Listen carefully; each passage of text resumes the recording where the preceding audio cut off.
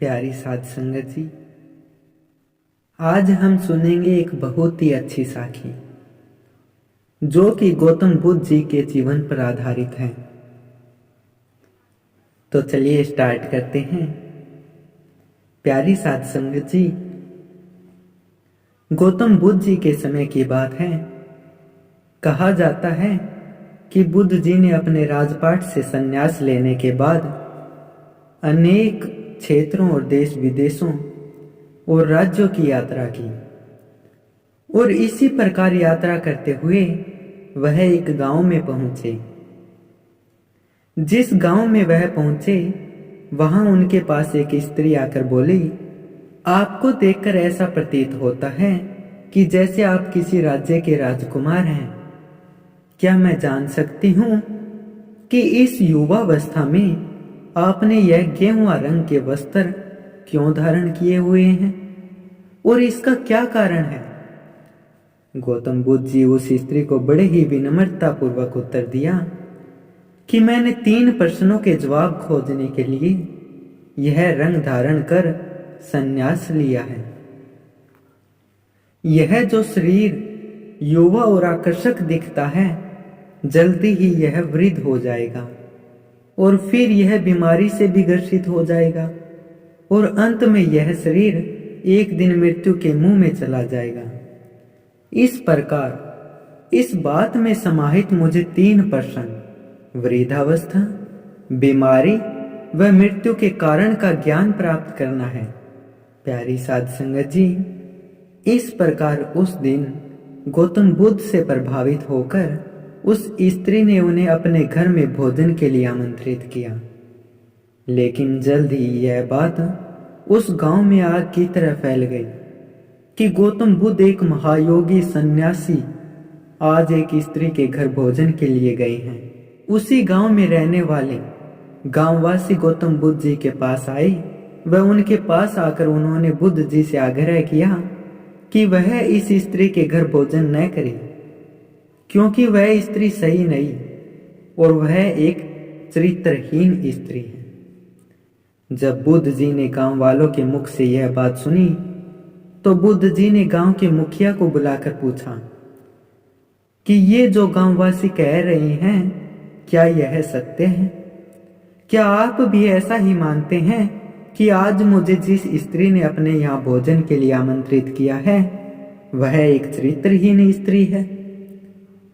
गांव के मुखिया ने गौतम बुद्ध जी से कहा कि हाँ, यह सत्य है, लेकिन अगर फिर भी आपको गांव वालों की बात पर विश्वास नहीं है तो मैं खुद शपथ लेकर कहता हूं कि वह स्त्री सही नहीं, वह एक बुरे चरित्र वाली चरित्रहीन स्त्री है।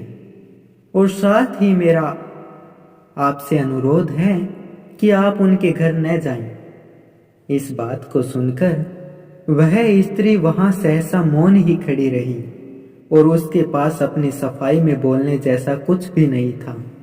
प्यारी साध संगत जी, बुद्ध जी ने एक नजर उस स्त्री की ओर देखा और फिर उन्होंने मुखिया का दायां हाथ पकड़कर मुखिया को ताली बजाने को कहा। मुखिया ने बुद्ध जी से कहा कि मैं एक हाथ से ताली कैसे बजा सकता हूं जबकि मेरा दूसरा हाथ तो आपने पकड़ रखा है। जब तक आप मेरा हाथ नहीं छोड़ोगे तब तक मैं ताली कैसे बजा सकता हूं? इस पर बुद्ध जी बोले कि आपने बिल्कुल सही कहा कि आप एक हाथ से ताली कैसे बजा सकते हैं।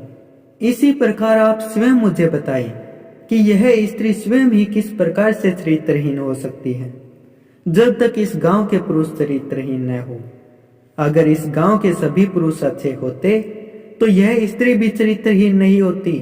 इसलिए इसके चरित्र के लिए आपके इस गांव के पुरुष भी बराबर से ही जिम्मेदार हैं जितना कि यह स्त्री है।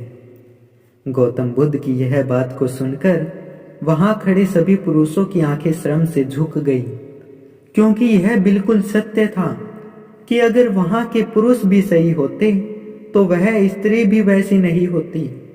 उस स्त्री के वैसा बनने का कारण वहां के पुरुष थे। प्यारी साध संगत जी, यह कथा सिर्फ उस गांव की ही नहीं, यह तो सभी जगह पर लागू होती है। अगर पुरुष अपने आप को इतना नीचा नहीं बनाएगा तो स्त्रियों को यह सब करने के लिए मजबूर होना ही नहीं पड़ेगा। हर स्त्री को अपने मान सम्मान की परवाह होती है, लेकिन किसी न किसी मजबूरी या किसी परेशानी के कारण ही उसे यह कदम उठाना पड़ता है। और इस पर अगर हम सिर्फ और सिर्फ मात्र उस एक स्त्री को ही दोषी ठहराएं तो यह स्त्री पर सरासर अन्याय ही होगा, क्योंकि यह समाज भी उस स्त्री के दोष में हिस्सेदार रहा है। इसलिए बड़ा दोषी तो यह समाज है। अगर समाज और इसमें रहने वाले पुरुष नहीं चाहते तो वह स्त्री कभी भी दोषी नहीं बनती। प्यारी साध संगत जी, किसी की मजबूरी या परेशानी का फायदा उठाकर उसे अपमानित करना या उसे चरित्रहीन बना देना भी अपने आप में एक दोष और एक पाप है। इसलिए सबसे पहले अपने आप को सही बनाकर अपने अंदर झांकना चाहिए, फिर किसी और पर दोष लगाना चाहिए। प्यारी साध संगत जी, आशा करता हूं कि आपको साखी बहुत ही अच्छी लगी होगी। इसी प्रकार की साखी हर रोज सुनने के लिए आपके अपने YouTube चैनल संत संदेश को लाइक करें, शेयर करें और सब्सक्राइब करें। धन्यवाद।